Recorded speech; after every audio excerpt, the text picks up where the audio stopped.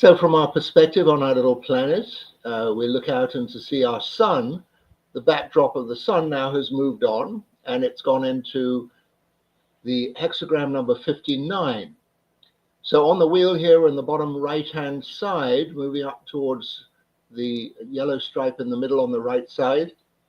And we're in this quarter of what we saw Lugnazad, if I say it right. It's a festival time in the Northern Hemisphere, celebrating the harvest, celebrating the summertime. All kinds of gatherings are possible.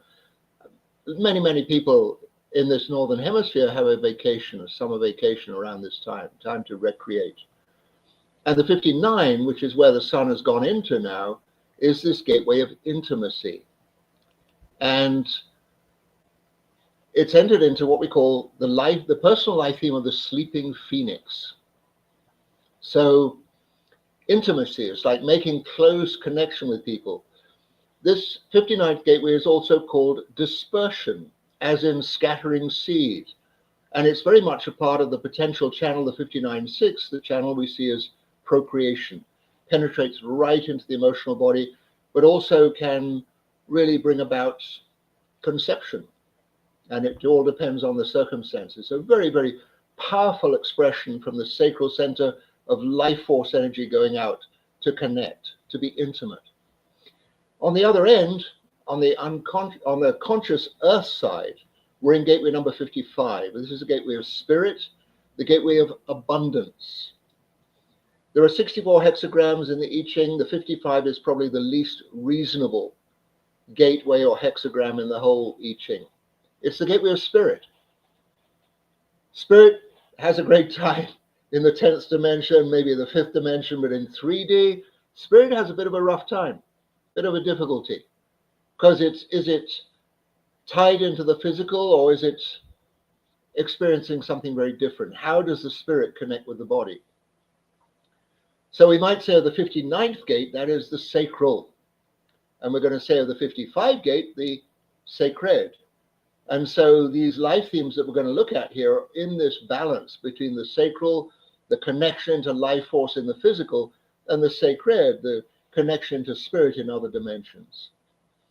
When we look at the unconscious side, the unconscious sun is in gateway number 20, the gateway of now, right? It's always now. And the other side, the unconscious earth, is in the 34.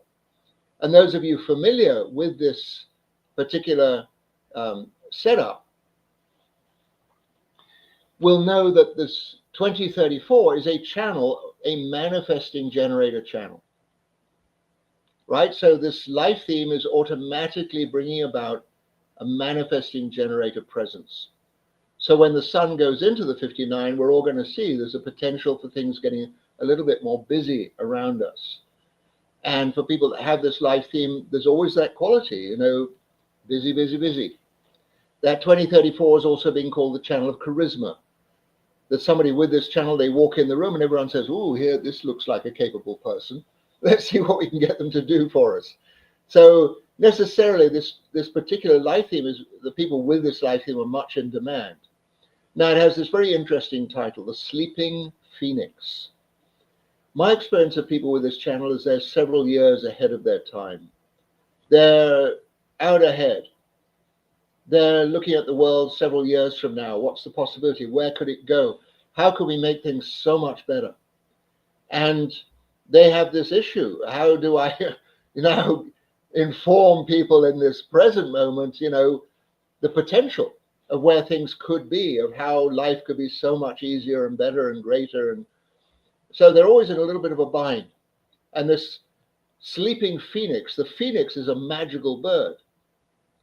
And you'll know people with this life theme, if you have it yourself, there's a part of you that has this mystical, magical quality about you, in that you see things or you're aware of possibilities that other people don't necessarily get. The whole thing with this life theme about having the 2034, this channel of the manifesting generator, is recognize the particular way in which a manifesting generator operates in this world. I always say when I meet a manifesting generator, the achievements are not the issue. You can achieve anything. You can apply this extraordinary life force, sacral energy to anything. The whole question is fulfillment. Do you get involved in things that derive fulfillment, that give you fulfillment in life? Or is it just you're constantly busy? This, that, and the other, all the time, go, go, go. So there's really something about recognizing, yes, massive capability in this particular life theme, but also the quality of needing to be really crystal clear if something really calls to you or not. I say that the manifesting generator has a protocol. The protocol to start with is getting that energetic response to life. It's like something approaches you and there's just a complete frequency match. Whatever frequency you have in your genes, in the human design chart, whatever that frequency is, that unique frequency, something matches it. And there's just this energetic rising that says, wow, this really interests me. That's a yes, maybe. It's not a yes, hey, I'm diving straight into it. It's a yes, maybe. Got my attention. I now need to do my due diligence to find out if this is something that really holds my interest, that I'm going to keep on being interested about it through whatever it is that might be involved.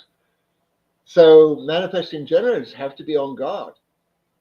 There's so many things they could get involved in, but the great possibility of leaving all kinds of unfinished things behind them, committing to things and then finding out they don't want to do them, causing all kinds of disappointments to themselves and everybody with whom they engage. So sleeping phoenixes have to be really, really careful. Yes, they can see the future. Yes, they can see things that are worth chasing after. Can there be a bridge between the present and whatever it is they're envisaging? Very, very important. The sun moves on and it hits into the fourth line of the 59, the fourth line of the 55, and the unconscious sun earth have gone into the 16 and the 9. So here's a very, very different setup.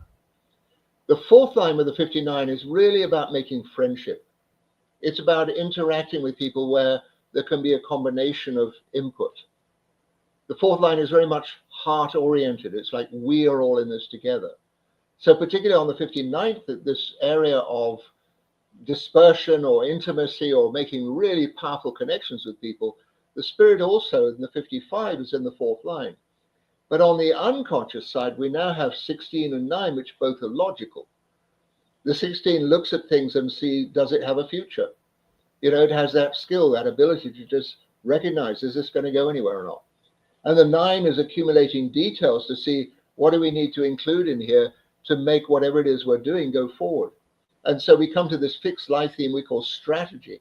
The strategy of how to put bits and pieces together to include people, to access spirit, this very different quality in life, and to proceed. So people with this life theme can make very, very convincing arguments, can make it very easy for you to like them.